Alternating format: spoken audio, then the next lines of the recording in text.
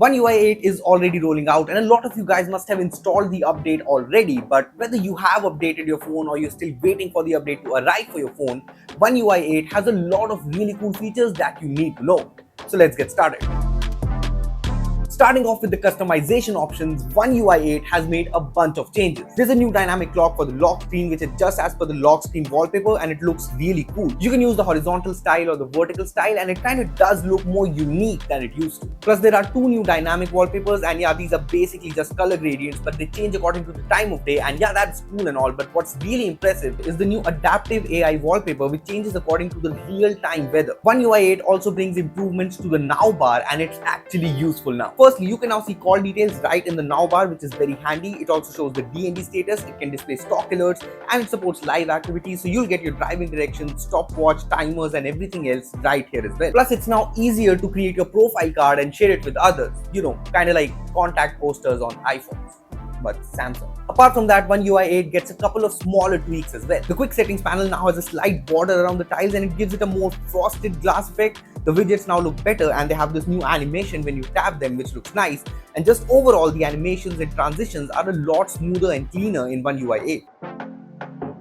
For productivity lovers, OneUI 8 brings a couple of really useful features as well. There's a new split screen setup which lets you open two apps in a 90-10 split, and you can also easily tap to switch between both the apps, which makes multitasking a lot easier. It's an improvement over the older 70-30 split that OneUI 7 supported, and yeah, it's basically 1+ open canvas style multitasking, but I'm not complaining because this is really nice. Quick share is also better now and you can actually tap on the quick setting style to open up a dedicated quick share window. You can easily receive files while this is open and you can even send files directly from here. Yeah, this is a lot faster and there are a bunch of other smaller tweaks here as well. You can now see downloaded files categorized by the apps that downloaded them, which makes it easier to find files if you download a lot of stuff. Plus, the Samsung Internet app now has an improved menu layout and you can even customize the app layout and the menu layout.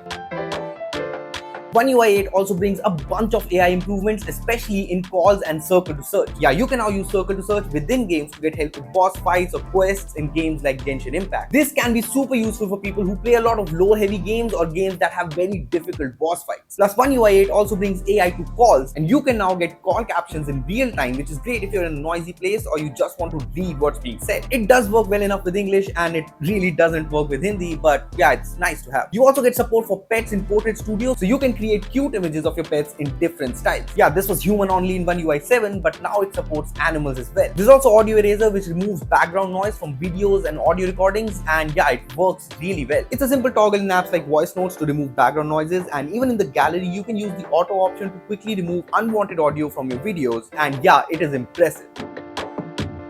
Of course, there's also DeX improvements here and there's actually quite a lot of stuff that's new. Firstly, DeX is now built on top of Android 16's desktop mode and it gets a lot of cool features. You can now add widgets on your home screen, which is very useful and also looks quite nice. Plus, apps in Windows now have a dedicated full screen button. Yeah, full screen was already available in DeX, but it wasn't as simple as it is now with OneUI 8. You can also pin apps to the taskbar now for a more proper desktop OS-like experience, and DeX now gets support for WQHD resolution and display orientations as well. Yeah, OneUI 8 really makes DeX an even better desktop level OS, which is great. Well, that's basically all the cool stuff in OneUI 8 that you need to know, and yeah, there's actually a lot more in OneUI 8, so let me know your thoughts in the comments. Also, give this video a like, get subscribed to the channel, and I'll see you next time.